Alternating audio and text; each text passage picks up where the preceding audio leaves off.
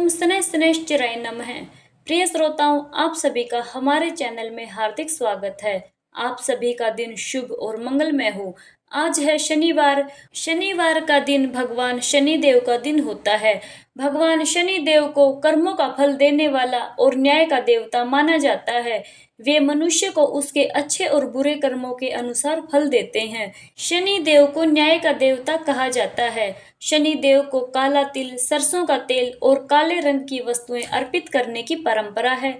शनिवार के दिन जरूरतमंद व्यक्ति की सहायता करना, दान करना और अच्छे कर्म करना भी शुभ माना जाता है। शनिवार का व्रत शनि देव को प्रसन्न करने के लिए किया जाता है।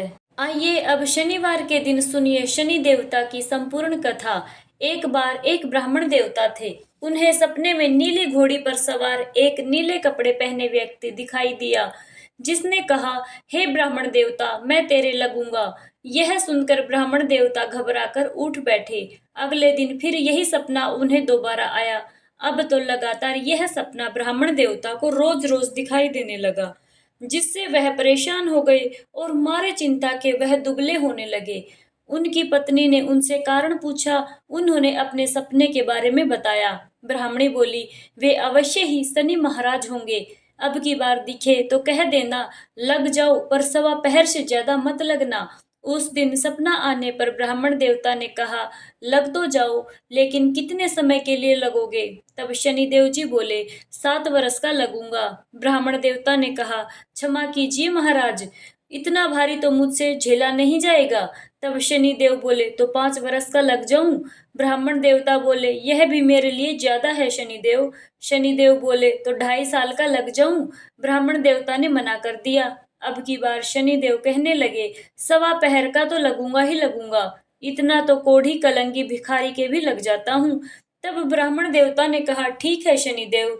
अब ब्राह्मण देवता को सवा पहर की शनि की दशा लग गई। ब्राह्मण देवता ने नींद से जागकर ब्राह्मणी से कहा, सुनो, मेरे सवा पहर शनि की दशा लग गई है, इसलिए मैं जंगल में जाकर अपना समय बिताऊंगा। मेरे लिए खाने पीने का सामान बांध दो। मेरे पीछे से किसी से लड़ाई झगड़ा मत करना और ना ही किसी से ज्यादा बात करना, और बच्चों का भी खूब ध्यान रखना। इस सवा पहर में अगर कोई तुम्हें गाली भी दे तो चुपचाप सुन लेना, बहस मत करना। यह सारी बातें समझा बुझाकर ब्राह्मण देवता जंगल की ओर चले गए। जंगल में जाकर वह एक पीपल के पेड़ के नीचे बैठ गए और हनुमान जी का पाठ करने लग गए। एक पहर बीत गया। ब्राह्मण देवता ने सोचा, बाकी बचा हुआ समय भी रास्ते में ही बीत जाएगा, इसलिए वे वहां से उठकर चल पड़े। रास्ते में एक बाड़ी में मतीरे लगे देखे।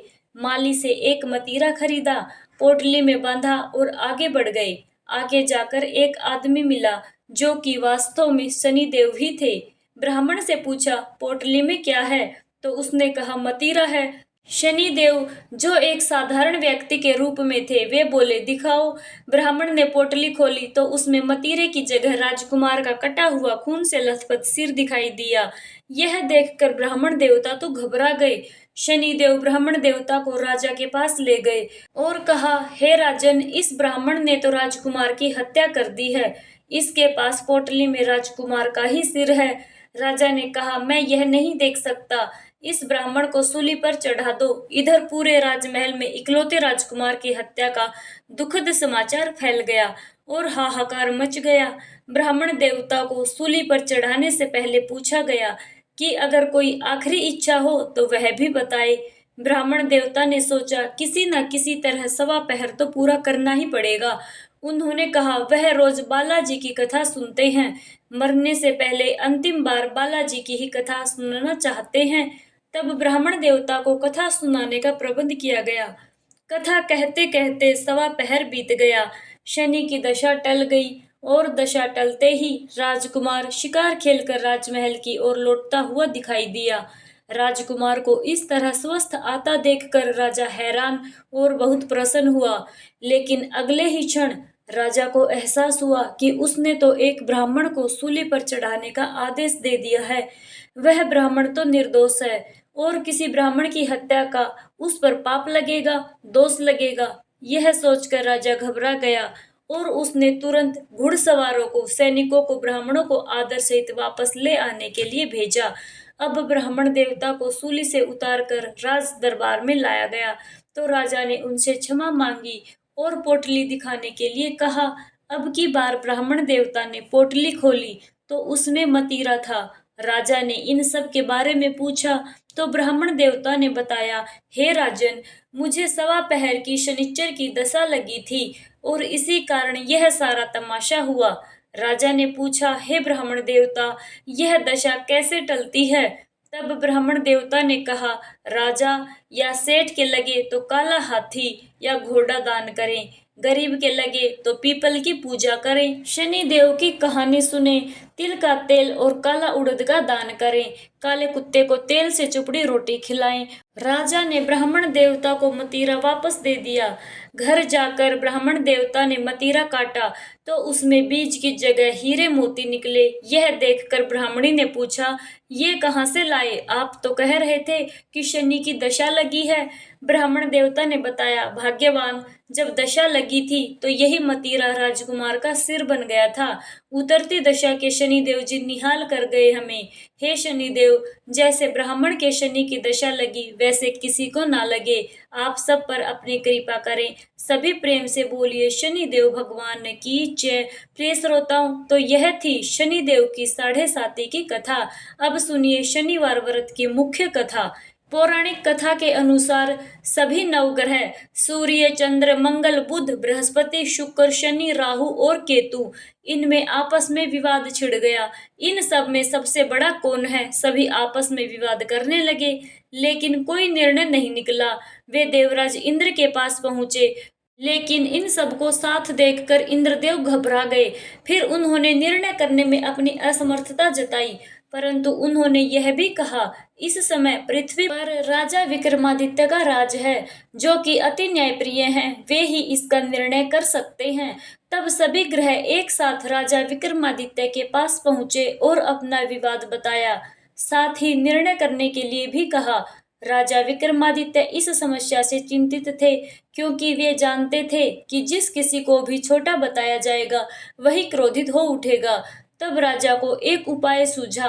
उन्होंने स्वर्ण, रजत, कांस्य, पीतल, शीशा, रांगा, जस्ता, अभ्रक और लोहे से 9 सिंहासन बनवाए और उन्होंने इसी क्रम में रख दिया।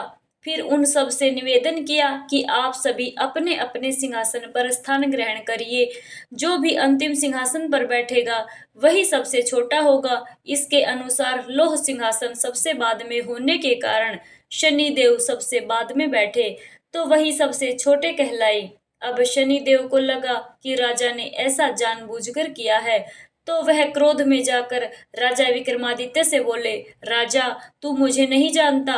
सूर्य एक राशि में 1 महीना, चंद्रमा 2.25 दिन, मंगल 1.5 महीना, बृहस्पति 13 महीने, बुध और शुक्र 1-1 महीने विचरण करते हैं, लेकिन मैं 2.5 से 7 साल तक रहता हूँ।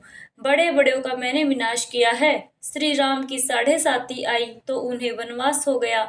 जब रावण की आई तो उसकी लंका को वानरों की सेना से हारना पड़ा। अब तुम भी सावधान होकर रहना।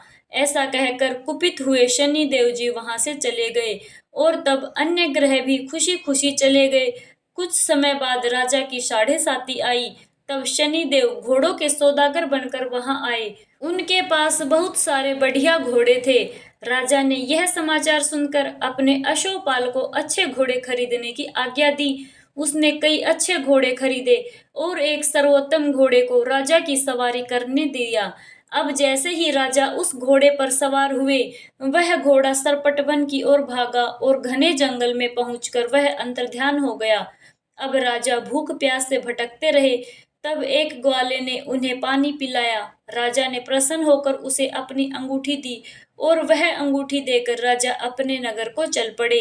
वहां उन्होंने अपना नाम उज्जैन निवासी वीका बताया और वहां उन्होंने एक सेठ की दुकान में रुककर जलपान किया। कुछ देर रुककर आराम भी किया। भाग्यवश उस सेठ की उस दिन खूब बिक्री हुई। अब सेठ रूप बदले हुए राजा विक्रमादित्य को अपने साथ अपने घर ले गया। वहां पर राजा ने खूंटी पर देखा कि एक हार टंगा हुआ है, जिसे खूंटी निगल रही है। देखते ही देखते थोड़ी देर में पूरा हार गायब हो गया। तब सेठ ने वापस आने पर देखा कि हार तो गायब है, सेठ ने समझा कि वीका ने ही उसे चुराया है। फिर तो सेठ ने कोतवाल के पास उन्हें पकड़वा दिया। अब उस नगर के राजा ने भी राजा विक्रमादित्य को चोर समझकर उनके हाथ पैर कटवा दिए और नगर के बाहर फिकवा दिया। वहां से एक तेली निकल रहा था जिसे दया आई और उसने वीका को अपनी गाड़ी में बिठाया। वह अपनी जीभ से बैलों को हाँकने लगा। उस समय तक राजा की शनि दशा समाप्त हो गई। वर्षा ऋतु आने पर राजा मल्हार गाने लगे। राजा जिस नगर में थे वहां की राजकुमारी मनभावनी को उनका गाना इतना पसंद आया कि उसने मन ही मन प्रण कर लिया कि वह उस राग गाने वाले से ही विवाह करेगी। राजकुमारी ने दासी को राग गाने वाले को ढूंढने भेजा।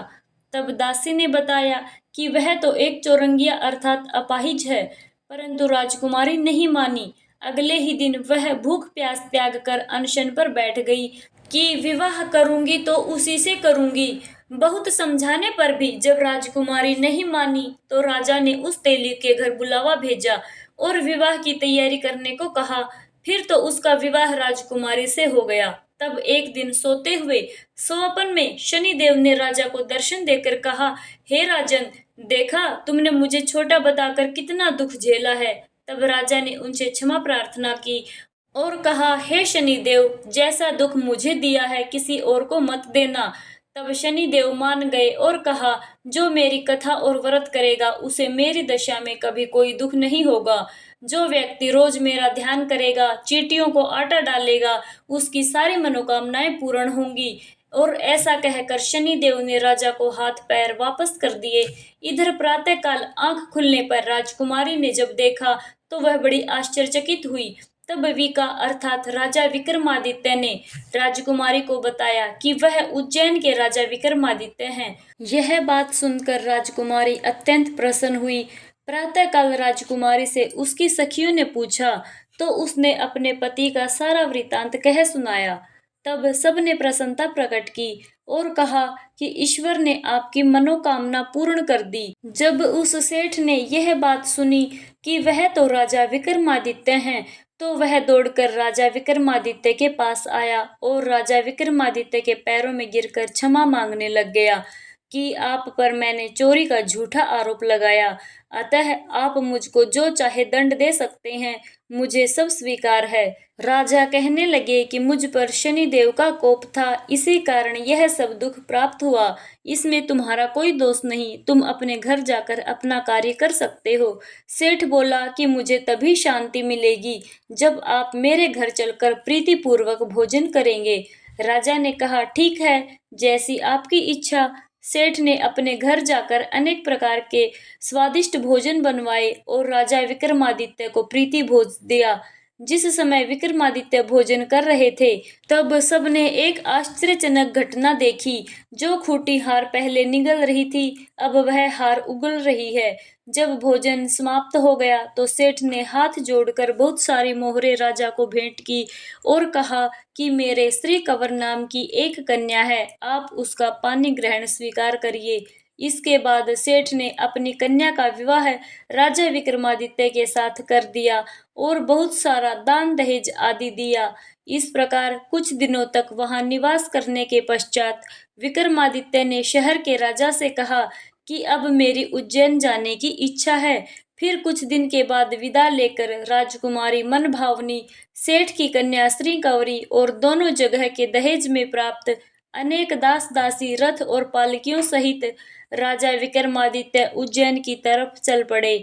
जब वे शहर के निकट पहुंचे और नगरवासियों को राजा के आने का समाचार प्राप्त हुआ तो समस्त उज्जैन की प्रजा अगवानी के लिए आई।